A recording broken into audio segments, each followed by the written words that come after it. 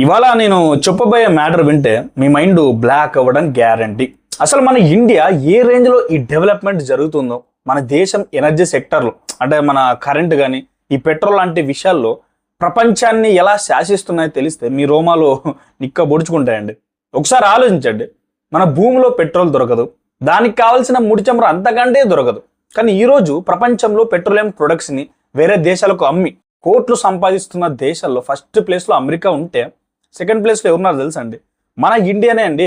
అదేంటన్నా మన దగ్గర ఆయిల్ లేనప్పుడు వేరే దేశాలకు ఈ పెట్రోల్ ఎలా అమ్ముతున్నామని మీకు డౌట్ రావచ్చు. ఇక్కడే ఉందండి అసలైన లాజిక్.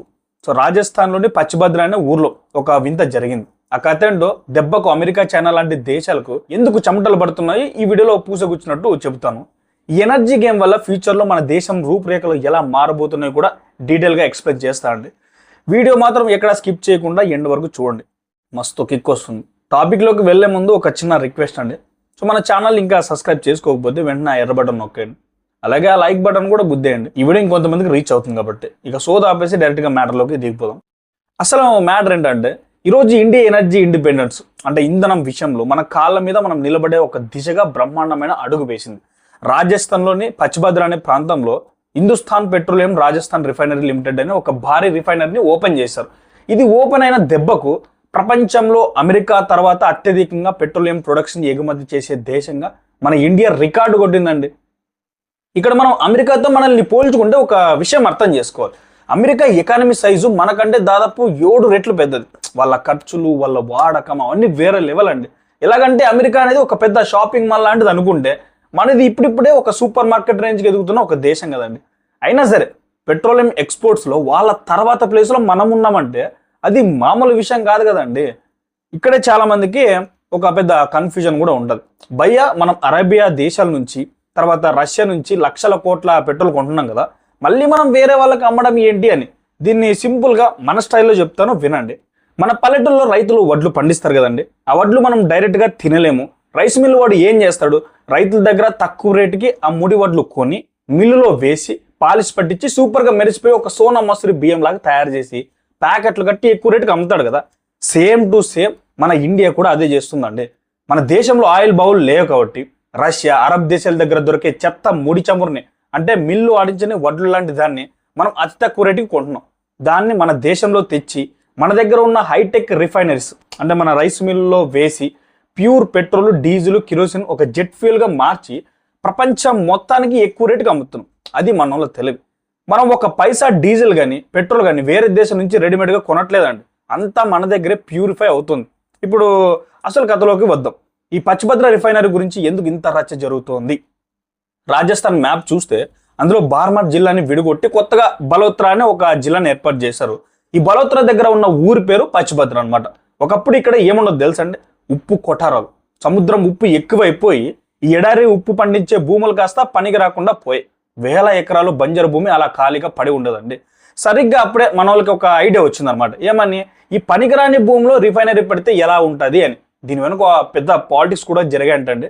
సో యూపీఏ ప్రభుత్వంలో అప్పటి రాజస్థాన్ సీఎం అశోక్ గెహ్లాట్ దీనికి ప్లాన్ గీశారు.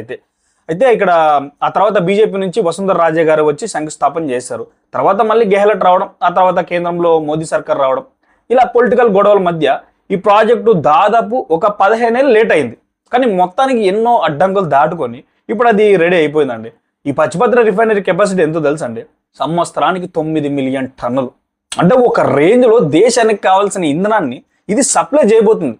అయితే ఇక్కడ మీకు ఒక టెక్నికల్ వర్డ్ చెప్తాను, జాగ్రత్తగా వినండి. అదే నెల్సన్ ఇండెక్స్. ఏంటిది అంటే ఒక చిన్న ఉదాహరణ చెప్తాను చూడండి. మన ఊర్లో కొందరు కుర్రాలు ఉంటారు, వాళ్ళకి ఏది పెట్టినా ఆఖరిగా అండి ఇనుప ముక్కలు మింగిన అరిగించుకునే జీర్ణశక్తి ఉంటుంది. కొందరికి మాత్రం కాస్త గట్టిగా ఉన్న రాగి సంగటి కానీ గట్టి మటన్ ముక్కలు కానీ తింటే అరగదు.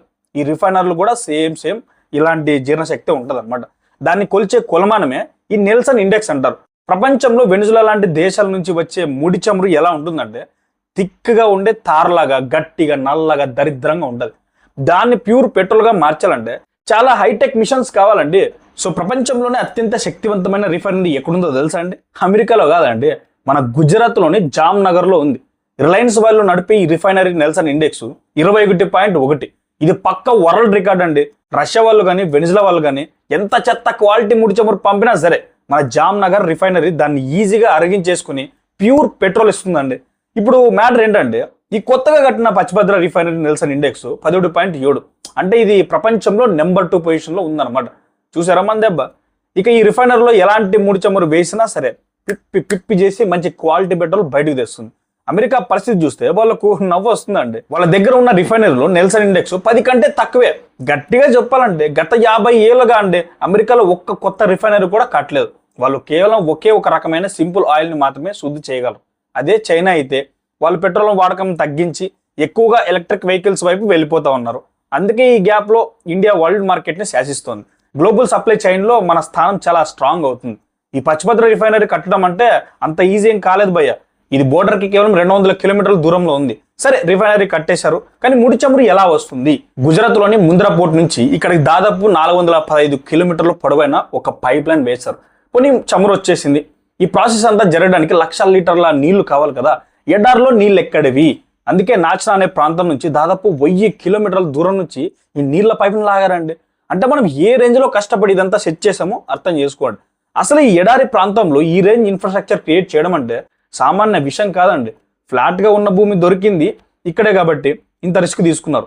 ఇండియాలో ప్రస్తుతం మన రిఫైనింగ్ కెపాసిటీ 300 మిలియన్ మెట్రిక్ టన్నుల దగ్గర ఉందండి.